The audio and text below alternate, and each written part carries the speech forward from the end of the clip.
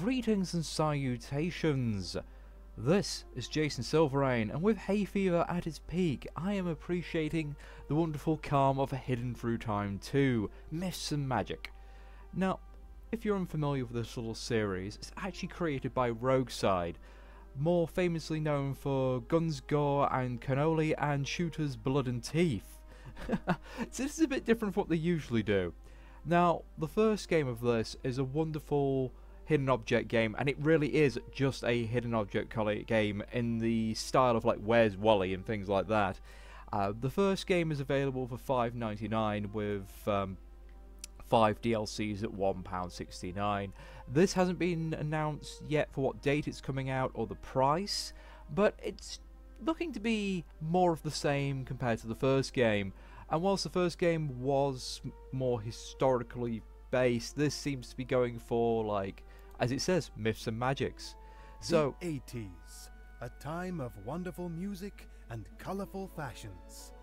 No more stuffy cabins and black robes for this little witch, that's for sure.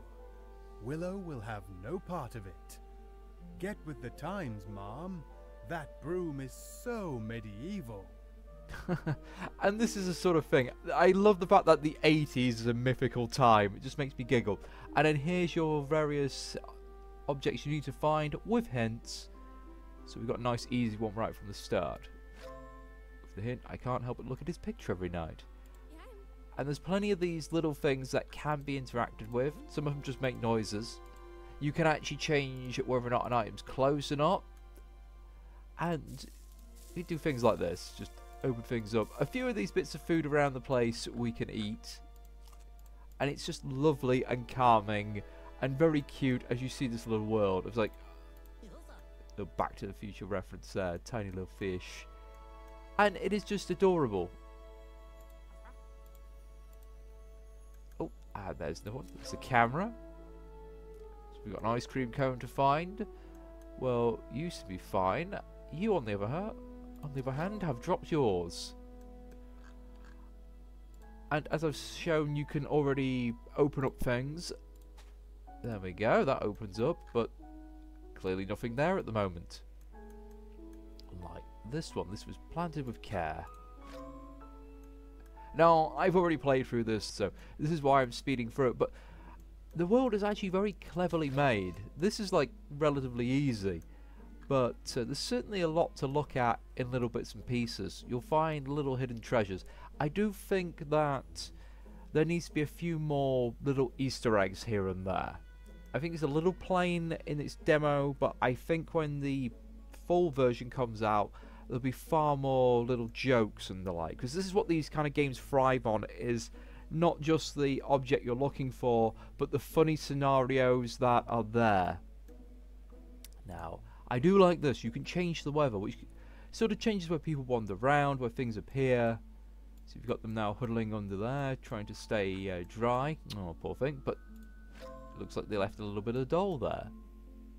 I'm presuming that's part of the doll. I couldn't really figure out what it was. They're still dancing away. They're cold. And you were looking for a donut. The only donut is here. It's been left behind by its owner. And we have our little turtle there. No, the demo only has 2 levels. On Mount Olympus, far above the clouds, the gods are gathered for one of their glorious feasts. Unfortunately, poor Persephone can only be there in the summer. How her mother misses her when she's not around. Now this one's relatively fun. There's a couple of little legends and references around the place. And again, you can click on most things. I will confess I had a bit of trouble with 1 or 2 of the items in this one because they were so small and I was looking for to see if they were hidden under something. So, lightning bolt. Okay, so it says freeze. So clearly needs to be done in winter. We're going to look for Apollo. I mean, I do think it very clearly shows who most of the people are. Got all Hercules over here.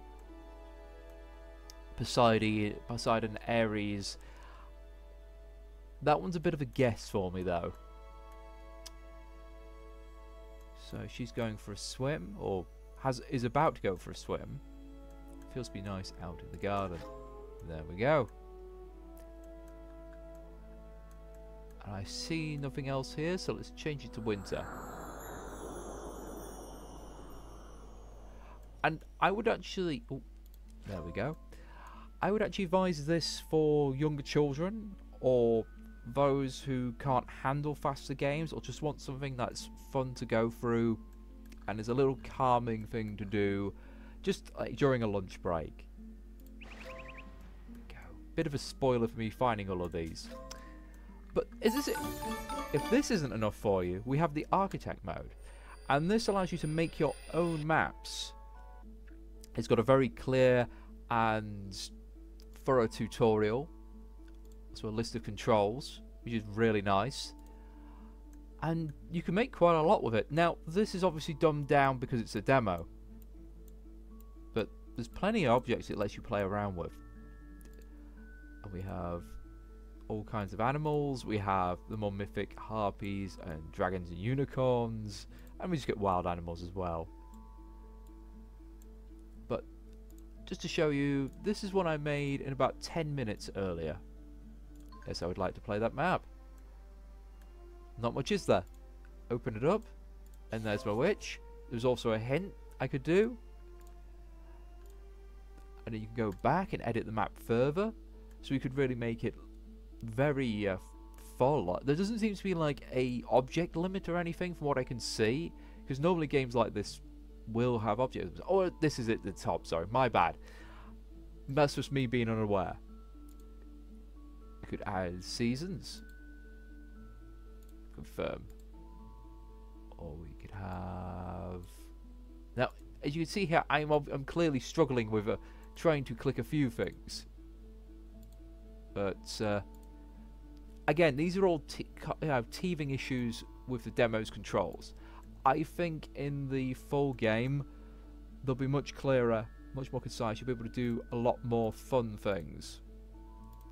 And it's just as easy as clicking anything, dragging it round. I want to change... I do this, I can put that there. I can just change the layer if I want. I can put it behind, put it in the middle. I can paint it and change the colour. Wham bam, very good. Can make it an object. All done. I can even rotate it if I could remember the button right now.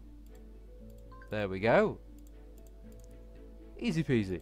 So, I can see this entertaining a young family, a child wanting to make a level, or even a parent making a level for the child, give them something to do, sort of a fun group activity if you so want. And it looks like you're going to be able to download them from Workshop or their own network from the main menu. But that's all I've really got for this one so far. I'm glad to have had a look at it. It's definitely been a nice sort of half an hour of actual time I played it. And I hope you stay tuned for more of the demos I'll be covering over the next few days.